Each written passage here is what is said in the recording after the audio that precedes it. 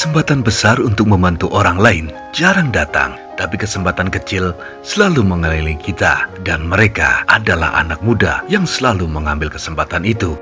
Ini bukan tentang uang, tapi tentang hati dan kepedulian. Ini tentang ceban pertama. Ikuti obrolan saya dengan anak-anak muda yang luar biasa ini. Ya, selamat sore lah ya buat teman-teman. Ya, terima kasih nih Mang Dery. Ini orang-orang yang menginspirasi saya nih. Ya, udah. Sorry ya. Ben, dan namanya gerakan ceban pertama ya. Nah, saya pengen tahu nih, kan teman-teman nggak ada penokohan. Ya. Yang jadi presidennya nggak ada, yang jadi menteri-menteri nggak ada, yang jadi gembelnya nggak ada. Semuanya sama, Om. Semuanya sama. Semuanya sama. Berdiri sama tinggi, duduk sama ngedeprok. Duduk sama ngedeprok. Ya, jadi mungkin teman-teman juga kepengen banyak yang tahu ya tentang sebuah pergerakan. Kenapa sih bisa muncul ceban pertama? Kenapa buat mau ngapain dengan uang ceban? Sebenarnya sebelum kita emang ada, Om. Mungkin di ini ya, di Bandung ya. Daerah lain di Bandung. Mungkin berbarengan lah dengan kita juga. Maksudnya tongkrongan banget lah bahasanya. Oke. Konotasi ceban pertama di tongkrongan kan kayaknya buat kolekan urunan gitu ya. Oke. Nah, dan konotasinya itu lebih ke negatif, Om. Oke. Biasanya kan buat beli minuman, nih ceban pertama. Nah, Iya, buat nenggak deh tuh ya. Iya. Dimana kalau misalkan ceban pertama itu kita ganti, kita rubah mindsetnya jadi hal yang positif. Oh, keren. Itu kan? Merubah mindset jadi hal-hal yang positif. Iya. Oke. Sebenarnya pas awal ceban pertama itu gerakan organik ya dari teman-teman ngelihat ada satu peristiwa bencana di awal tahun 2020. Itu beneran ya tanpa ada apa ya, Om ya? Tanpa ada, jadi kayak bikin rencana segala macam. Teman-teman ada yang bergerak di lapangan, ada yang bergerak di sini secara organik. Okay. Jadi kita tahu nih mana fungsi kita nih, teman-teman kayaknya. Okay. Wah, gua luang nih waktunya. Gua kayaknya bisa nih untuk jalan ke lapangan. Nah, itu siapa aja? Nah, banyak nih Anis. Banyak juga. Gitu. Tapi emang untuk awalan sih dari teman-teman yang sering nongkrong di Saung. Di Saung Harvest Morning. Jadi yang ada di ada teman-teman yang seneng nanam-nanam. Nah, ketika tahun baru itu kan di 2020 itu kan banjir. Nah, anak-anak langsung nih, gimana? Kita juga dapat kabar dari teman-teman kita yang di daerah-daerah yang memang kena di Jasinga gitu. Jaringan lah itu, jaringan komunitas kita kena, dia bilang di Sajra, di Sukajaya. Akhirnya yaudah kita bikin gerakan nih. Tapi belum ada konsep yang benar matang. Intinya yaudah jalan dulu gitu. Jalan aja sehingga dulu. Muncul ceban pertama. Iya. Nah, siapa pemantiknya? Nah, gitu loh. Iya. Gitu kan ada orang dong, nggak mungkin setan kali. Iya. Siapa gitu? Intinya asasi dari teman-teman ini yang suka nongkrong di Harvest Morning, entah Angles misalkan, ada Benu. Nah, orangnya mana itu dia itu? Nyoy. Ada Nyoy. belakang kamera. Orang-orang yang nggak mau di ini ya, di shoot kamera. Intinya semua orang di situ ikutan berperan ide, tenaga dan lain-lainnya. Ya. Oke, Indah deh. Indah ngapain? Itu cewek-cewek ikutan. Nah, tadi sudah dijelasin sama Mang Der. Ceban pertama itu awalnya dari bencana. Nah, deketin lagi nih. Setelah itu ada pandemi datang tahun 2020 sekitar bulan apa ya, Mang Der? Bulan April. 13 April dong. Di situ ingat tuh tanggalnya loh. Tanggal gajian nih. Tanggal pamflet. Tanggal pamflet. Oh iya. Di situ mulai masuk pandemi, cuman Parung Panjang masih zona hijau. Oke. Belum ada yang belum ada informasi lah. Oke. Nah, kemudian terdengar kabar lah kalau ada masyarakat Parung Panjang yang rumahnya di Gria sama Perum terkena COVID-19. Oke. Terkena COVID-19. Nah, dari situ kita tuh semua mikirnya tuh kok nggak ada tindakan preventifnya, juga nggak ada, tindakan pencegahannya nggak ada dari pemerintah, karena waktu itu kita sudah memasuki zona kuning, mau ke zona merah. Nah, setelah sampai situ teman-teman inisiasi untuk sterilisasi fasum-fasum kayak masjid. Itu berawal dari situ. Nah, itu tadi mulai dari modal teman-teman, uang dari teman-teman dahulu.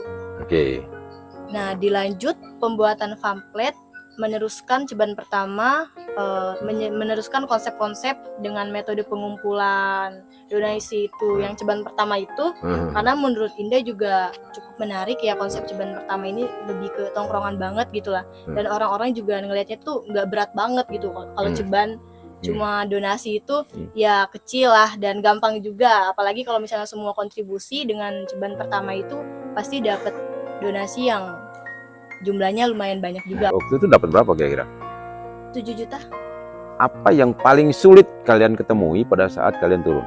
Kalau dari Benu sendiri ya, ya kalau untuk dari bagaimana untuk mencapai titik ini supaya sampai saat ini gitu bertahan teman-teman gitu kan, yang ngejaga silaturahmi itu solidaritasnya juga masih oke ya.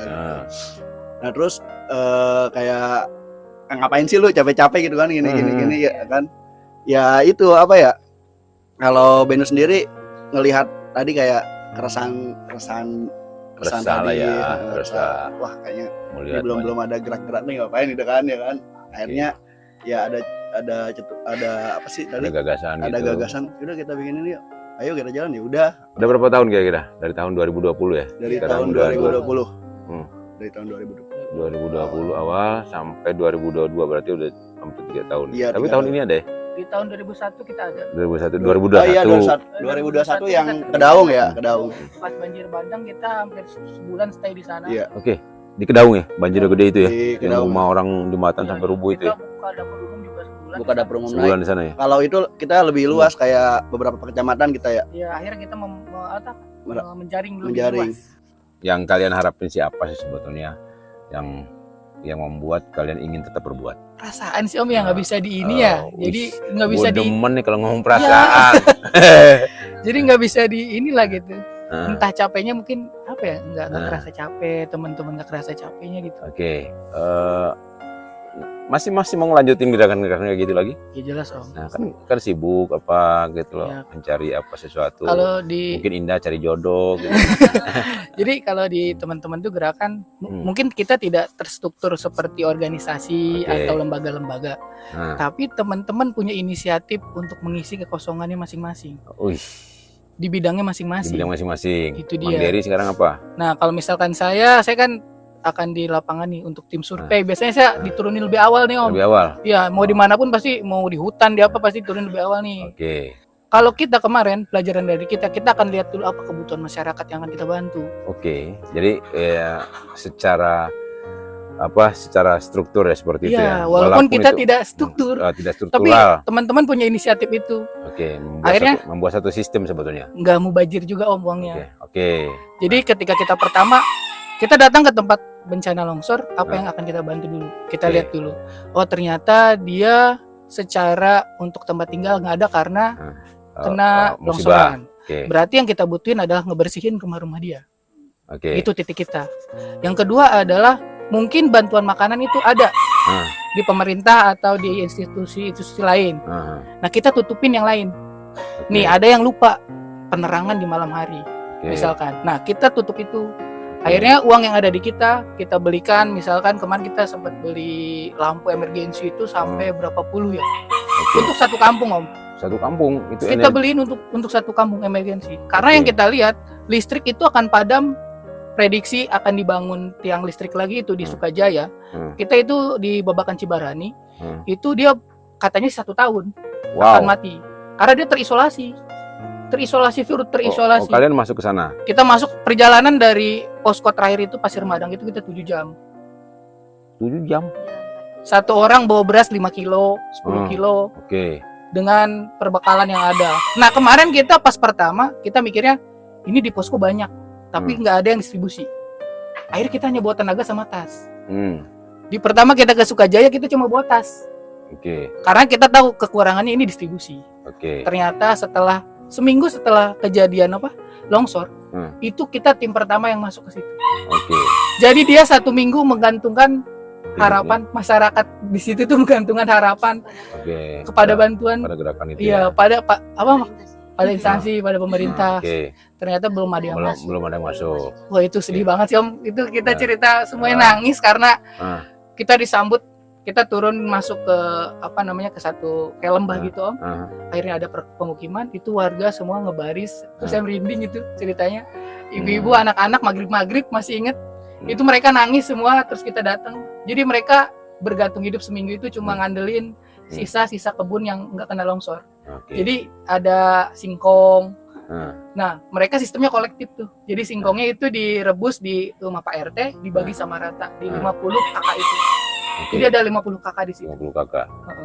Nah, yang saya sedih itu kita orang kota mungkin lupa ya sama saling berbagi atau apa gitu. Gak ada satupun yang ribut untuk minta bantuan gitu Om. Jadi mereka mengantri gitu. Mereka bilang, ini ibu dulu aja yang rumahnya jauh dan udah tua. Jadi saya nangis di situ. Kok kita orang kota lupa sama ini loh gitu. Itu yang akhirnya mereka ngegorengin kita singkong, bikinin teh manis buat kita. Padahal mereka juga singkongnya terbatas. Mereka juga padahal lagi butuh banget. Iya, itu yang saya akhirnya nangis di situ. Semua anak-anak nangis kayak, wah ini yang mungkin yang akhirnya teman-teman yang di kota yang sudah gampang untuk mengakses apapun lupa terhadap adab-adab yang ini gitu. Memuliakan tamu gitu. Terus ketika antri mereka nggak ada yang rebutan, mereka mikirin siapa yang paling prioritas gitu. Padahal nggak ada yang ngatur. Kayak saya nangisnya di situ. Udah kita bagi rata yuk semuanya, yang penting semua makan gitu. Wah, itu pelajaran banget sih di situ. Apa yang membuat kita menjadi sesuatu di situ tuh sendiri? Di samping tadi pembelajaran iya, itu. Akhirnya kita lebih bersyukur sih Om. Teman-teman kayak ngerasa kita nggak seberapa loh gitu. Ternyata bencana atau musibah yang terjadi sama diri kita di sini itu kayak belum seberapa sama teman-teman yang di sini atau masyarakat yang di sini yang dia terisolasi, dia nggak bisa kemana-mana. Bahkan di sana tuh nggak ada sinyal handphone Om. Jadi mau minta tolong ke siapa gitu. Berapa banyak sih waktu itu teman-teman yang ikut? Pas awal kita ke Sukajaya yang di situ itu di hari ke-7 setelah bencana itu kita ada 32 orang. 32 orang. Dengan tas kosong, semuanya tas kosong. Kita hanya mau bekal makanan untuk kita.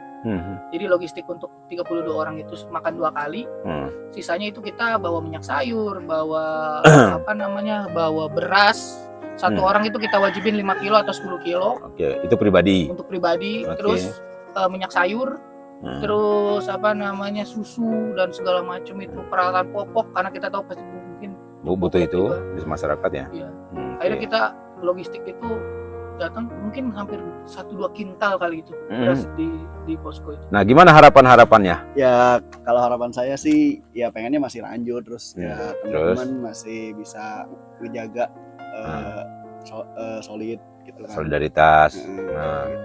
Harapannya ya semoga kita semua dari teman-teman semuanya lebih menguatkan solidaritas lagi ya Mas Ben, lebih kita kuatkan lagi gagasannya karena kalau bukan dari kita siapa lagi. Buat teman-teman semangat dah pokoknya. Yang di bulan pertama saya apresiasi buat semua orang yang berkontribusi, dari yang ngasih donasi atau yang ngejalanin di bidang itu, semuanya pokoknya hebat, teman-teman hebat semua. Oke, ya ini Mang Dery, karena Mang Dery mewakili semuanya. Jadi bukan tanda tidak suka, tidak cinta sama teman-teman yang lain, cuman memang harus satu orang.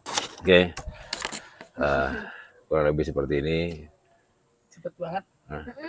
Ini bentuk apresiasi saya terhadap teman-teman. Ini hanya foto Mang Dery. Tapi nggak bisa mewakili semua karena nggak mungkin saya gambar semua kan itulah. Tapi mewakili dari teman-teman dari gerakan Ceban Pertama dengan berbagai komunitas di Parung Panjang, artinya ini mungkin bisa mewakili. Semoga ini bisa tetap untuk menyemangati ya. Oke, terima kasih ya. Tetap semangat dan jangan berhenti berbuat ya. Nah ya. Oke. Siap. Sahabat semua, bahwa anak muda adalah menjadi masa depan bagi bangsa dan negara. Anak muda adalah sesuatu yang menjadi inspirasi dari banyak orang. Tidak salah Bung Karno mengatakan bahwa cukup butuh 10 orang pemuda untuk mengguncangkan dunia. Dari saya Ridwan Manantik, berbagi di Jalan Seni.